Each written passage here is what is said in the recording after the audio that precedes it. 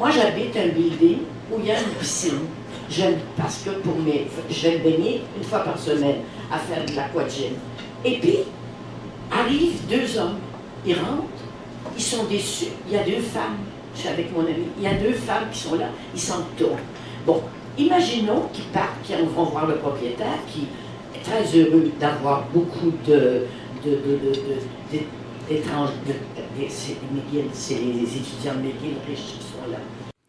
Ben, c'est sûr que c'est difficile, surtout comme je disais, surtout que moi j'ai travaillé pour être près des différentes communautés culturelles qui étaient dans la circonscription. Puis ça m'a fait réaliser à quel point, notamment le dossier sur la laïcité était un dossier chaud qui venait, qui peut-être non seulement ne mobilisait pas nécessairement les gens pour aller voter beaucoup pour nous, mais qui était grandement mobilisateur pour les gens qui s'opposaient à nous. Donc, c'est sûr que ça a été un des éléments difficiles où là, on réalise que la pression est peut-être beaucoup plus forte que ce qu'on pensait et qu'il y a une mobilisation qui n'est pas pour nous. Donc, c'est sûr que c'est des éléments qui sont difficiles. Oui.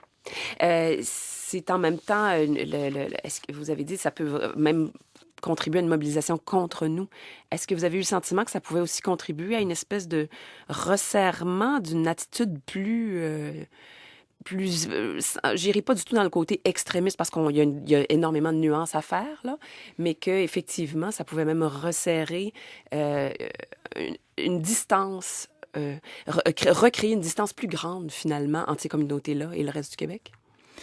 Bien, c'est sûr que je pense quand même dans les circonstances que le débat a été bien mené, mais veut pas, c'est sûr que ce qu'on voyait souvent à la télévision ou ce qu'il y avait dans le discours des gens, c'était un peu le nous contre eux, ce qui était au contraire ce qu'on souhaitait à éviter dans ce débat-là. Puis l'idée derrière ce projet-là de laïcité, c'est qu'au contraire, c'est qu'il n'y ait pas qu'on arrête de se définir au Québec en fonction de notre appartenance religieuse ou culturelle, mais qu'on puisse être tous Québécois, se reconnaître dans nos institutions. Mais c'est sûr que ça a créé cet effet qui est néfaste et sur lequel on va devoir travailler. Oui, mais ça veut peut-être dire que ça n'a pas été si bien mené que ça. Vous avez glissé l'expression au passage, mais en tout cas.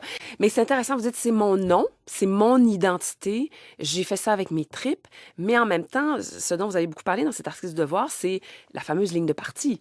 Et dans le cas de cette élection-là, on a l'impression qu'au moins sur 2 points importants, il y a une partie des tripes de celui qui porte le nom de Léo Bureau-Blouin qui ont été, pas malmenées, mais qui ont été en tout cas un petit peu mises au silence volontaire. Il y a une chose qui m'a frappée, c'est que vous dites, bon, en ce qui a trait à la charte, c'était clair pour moi qu'il y avait un plus grand consensus autour d'une position qui aurait ressemblé à celle de Bouchard-Taylor, c'est-à-dire l'interdiction de porter des signes religieux seulement pour les gens qui sont en figure d'autorité, en position d'autorité. Vous l'avez dit, ça. Vous l'avez dit à vos collègues, j'imagine, très clairement.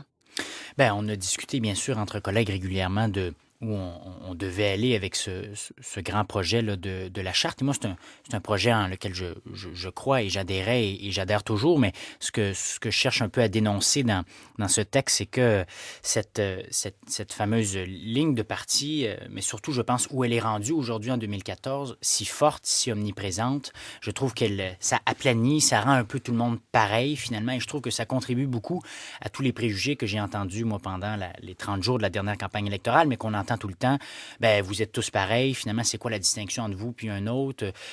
Finalement, c'est comme si peu importe la couleur, la saveur qu'avaient les différents candidats, eh bien, lorsqu'on saute dans l'arène politique, on devait tous s'aplanir. Puis, il y a beaucoup de gens qui sont dans la politique, qui se portent à la défense de ce modèle-là. Puis, à mon avis, c'est pas positif. On peut prendre l'exemple de la charte, il y en a d'autres. Il me semble que si on permettait justement davantage de divergence, de dissidence, si on le voyait d'une manière qui contribue au débat plutôt que l'ennemi à abattre, je pense que ça permet de faire avancer le débat public beaucoup, beaucoup plus. Alors, à quel moment, dans ce cas-là, par exemple, vous vous êtes dit, OK, la consigne maintenant est claire. Maintenant, je vais devoir... Il y a dû y avoir un moment, un point tournant où le mot d'ordre, ça a été, c'est ça le projet qu'on va mettre de l'avant. Et voilà. Puis, comment vous vous êtes senti à partir du moment où vous vous êtes dit, OK, maintenant, il ne faut plus que je le dise? Bien, c'est sûr que c'est difficile parce que, tu C'est surtout quand on regarde dans notre Constitution, dans nos lois, on nous apprend qu'on est des gens qui sont libres, qui ont la liberté de conscience. Puis, il me semble que les élus, les députés qui sont au sommet, entre guillemets, des symboles de la démocratie, au sommet de la pyramide décisionnelle, et c'est comme si on leur retirait une grande partie de cette autonomie. Donc, c'est sûr que moi, je trouve que c'est quelque chose qui est difficile, qui est dur. Puis, je pense que, bien sûr, il faut qu'il y ait une certaine cohésion dans une équipe politique. Je pense que sur certains points clés, il faut qu'il y ait une solidarité, mais je pense qu'on a vraiment été trop loin. Et surtout, moi, ce qui peut-être j'ai trouvé le plus difficile, c'est comme député, membre du législatif et non de l'exécutif, donc pas ministre. Si les gens regardent, par exemple, les projets de loi déposés à l'Assemblée nationale, il y en a très peu qui sont déposés par de simples députés, entre guillemets, parce que tous les projets de loi doivent passer par le filtre, finalement, de l'exécutif, du Conseil des ministres. Et cette confusion-là entre ces deux pouvoirs, à mon avis, ça empêche beaucoup d'avoir des nouvelles idées, puisque ça soumet à l'approbation n'importe quel projet du gouvernement, finalement, de l'exécutif lui-même. Et comment ça soumet à l'approbation n'importe quel projet? Puisque théoriquement, un député peut déposer un projet de loi, mais on doit passer par ce filtre. Dans la réalité, là, c'est pas comme ça que ça marche. Oui, je comprends ce que vous voulez dire. L'ordre du jour décidé par les ministres va toujours primer.